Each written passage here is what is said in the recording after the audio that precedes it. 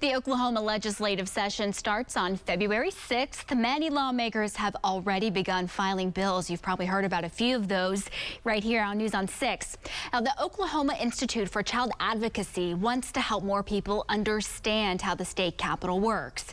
The organization is hosting legislative learning labs next week, and this afternoon, Dorman is here with us to talk more about it. Thank you so much for being here. So where did the idea come from to host these kinds of learning labs? So the idea for this came from a brainstorming session with the Oklahoma Academy and Leadership Oklahoma.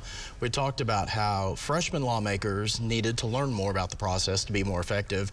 And then the idea was expanded, well, advocates also need to learn more so they can be effective at the Capitol. Absolutely. What are you hoping that people get out of these sessions? So over the 4 days, we'll do this virtually over Zoom. Wednesday, Thursday, and Friday, where advocates will get to attend several panels, hearing from experts in different nuances of the process. We have the head of the Ethics Commission, we have the Chief of Staff for the Senate, we have several lawmakers, each talking about different parts of the legislative system, and hopefully people will learn to be more effective. Well, it's a really great opportunity. It's not every day that you have that kind of access to all of the people that will be at these learning labs. You don't get to have just a conversation every day with, say, the House Speaker or whoever it might be. Why do you think it's important for people to learn the ins and outs of the legislative process? I had the pleasure of serving in the legislature for 12 years, and throughout that time, I had people contact my office, and many of them didn't understand the process. People might think I went to Washington, D.C., or they might think we had control over something. We didn't. So the more we can educate people about the process, the better off it's going to be. It's not just the cartoon, I'm just a bill sitting on Capitol Hill. We really need to dive into this because far too many people don't get this in their government classes in high school and college. Sure, well, knowledge is power, and a lot of the people won't know.